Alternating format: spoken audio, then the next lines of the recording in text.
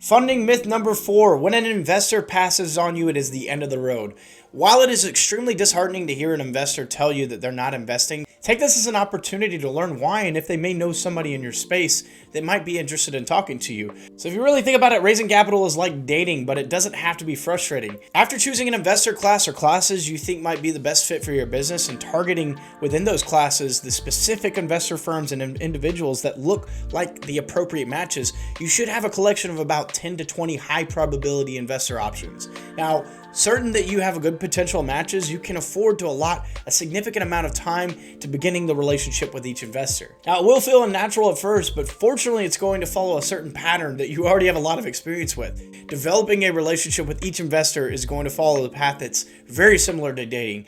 You decide who you like, you get introduced, you meet up several times, you try to make things work, and you either break up or commit to a long-term relationship. And it may sound tedious, but during this whole process, there are 3 important rules that you must follow in order to not blow up the deal. First rule is that investors are never punctual. Unless you're a $100 million per year company, investors are likely going to move really slow in making an investment into your business, and that's because time is their friend.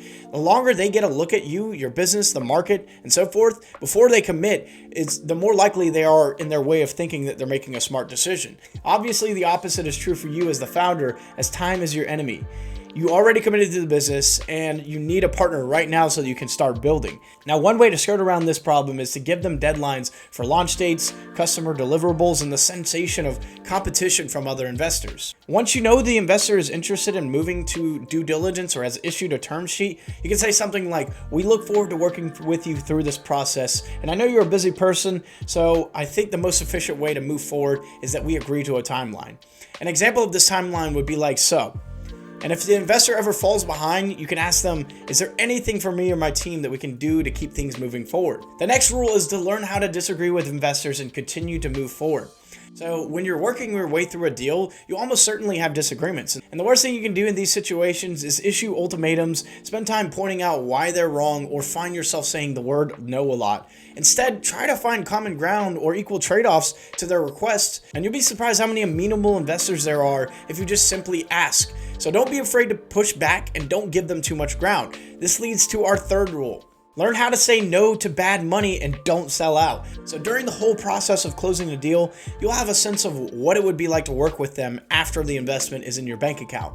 And you'll need to ask yourself, is this someone I can work with over the next 3 to 5 years? Are they adding enough value to justify taking this capital? In the past, I was fortunate enough to end up with mostly wonderful investors, but of course, I've made the mistake of choosing a poor match as well. And this is why I'm talking to you about this today. There are always bad apple investors that can hold everything up and even kill future deals. So you need to learn how to say no to these particular investors, as it will save you a ton of money and heartache in the future. At some point in this process, your business model will be a perfect match for the investor you have been introduced to. But even then, it's not the finish line. It's simply another lap in the circuit. So stay busy, stay focused, and do not strain. Learn to enjoy the community of business contacts that you're building and the parade of colorful personalities that will populate your investor universe. And once you've found the ideal investor to fund the next stage of your business growth, then comes the level of partnership that's going to preclude you from any additional meetings with investors.